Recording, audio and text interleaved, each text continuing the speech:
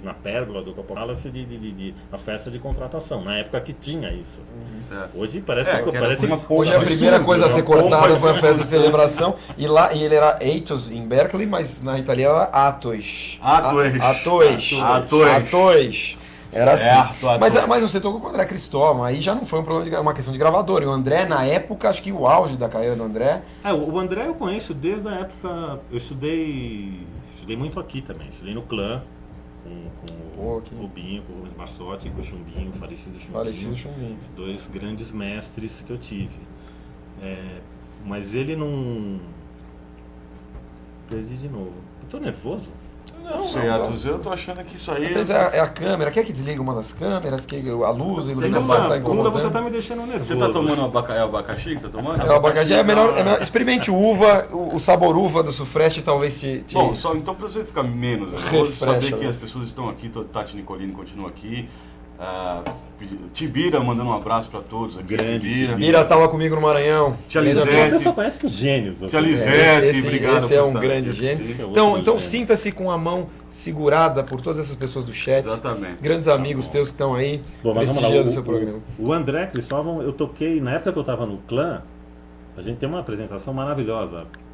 A gente tocou o Wave em 1900 e bolinha com ele, quer dizer, então eu era adolescente, já conhecia ele, depois como um grande amigo, quer dizer, eu acabei não gravando o primeiro disco dele, mas depois fiquei um tempão com ele. Tocou bastante com consegui ele, né? Muita coisa com ele, por exemplo, o meu contrato com a Zildjian foi de novo essa história de bar, assim, bar é bom para acontecer essas coisas. Eu levei o Kenny Aronoff, estava no Brasil. Você é sponsor da Zildjian, inclusive hoje, até hoje. Sou. Você tem assim, você está na lista de artistas da na lista de artistas. Eu tenho muito orgulho disso, desde 93. Assim, eu não consegui por ser amigo de ninguém. Muito bom. Eu levei o Bob Wixling, que na hora era o Artist Relation da Zildjian Internacional, que estava no Brasil com o Kenny Aronoff, do baterista do John Cougar Mellencamp. Eu estava tocando com o André num bar. Convidei eles foram. Tava também o Stuart Ham no baixo, eles deram uma canja, inclusive. Só os dois. Só fraco. Deixei todo mundo bêbado de tequila e no dia seguinte assinei meu contrato. Você tá vendo? Não foi só a estratégia realmente. Que estão procurando endorsers e coisas do tipo, né? Isso. É uma tática você enche a cara de tequila das pessoas, talvez... E ali você conseguiu o endorsement. Então isso aconteceu anos 90 já. Então isso foi não 92, tinha mais zero, 93, não tinha nada, era uma outra coisa, era um outro tipo de abordagem de trabalho que você tinha. Porque muita gente, boa essa pergunta, por exemplo, que pensam que eu consegui... Obrigado, muito obrigado. Obrigado. Acertei uma, hein? Acertei uma. Que pensa que eu consegui essas coisas, assim, era uma coisa linkada com o zero. Não, eu já tinha saído do zero há muito tempo. Não tem... Literalmente, saiu do zero. Não tem como perder o trocadilho, realmente. Foi um trocadilho. Mas e aí você anos 90 fez esse trabalho, Rita Lee, Atos. Eu peguei. Na realidade, Rita Lee foi fim dos anos 80. Eu saí do zero. Você gravou disco com a Rita Lee? Gravei. Qual disco você gravou? Durante muito tempo, acho que foi o pior. Mas a culpa não foi minha. É claro, assim, você não compôs. Mas Compôs. Não compôs. Não é um disco dela que eu particularmente goste, assim, porque ela tem trabalhos espetaculares. Tem clássicos, claro. Coisas espetaculares. É melhor não dizer o nome, então. Não, chama Flerte Fatal. Flerte Fatal. Flerte Fatal foi um bem vendido. Não. Vendagem? Não, é duplo de platina.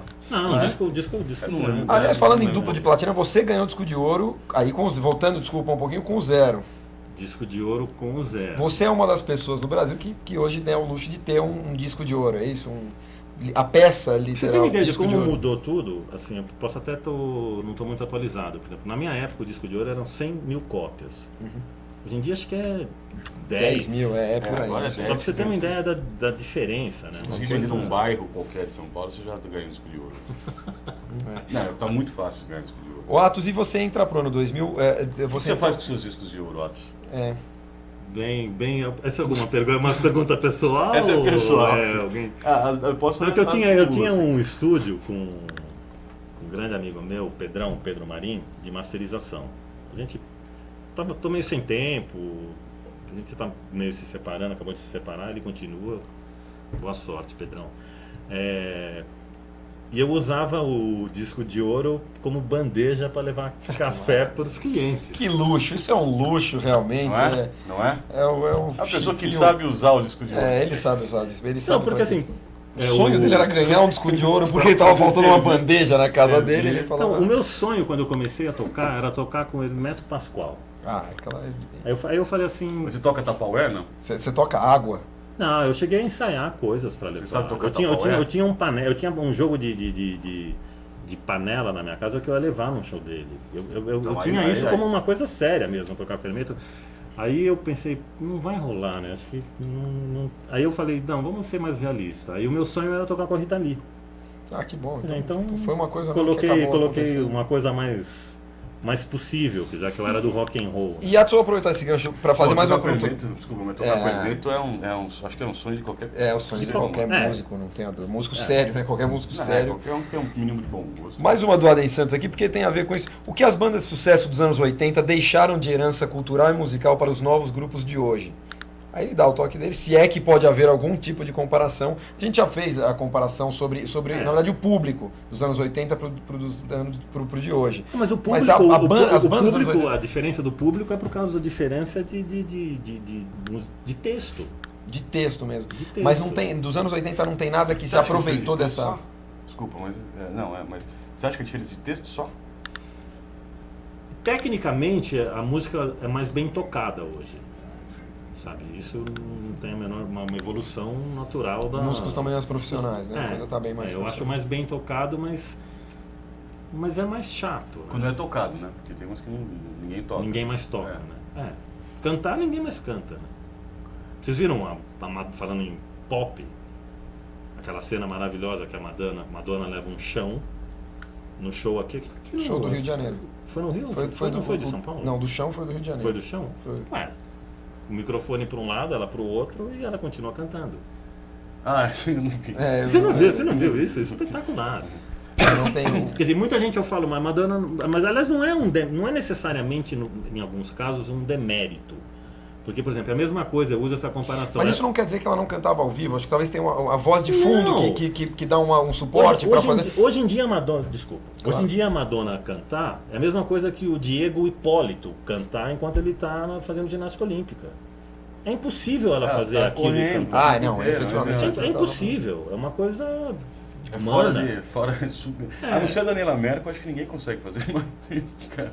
A Daniela Mercury é foda. Ela dança. Ela é uma atleta. Antes da gente ir pro chat, só para dar essa linha do tempo do Atos, a gente falou dos 80, dos 90, e Atos entra no 2000 e vai trabalhar com...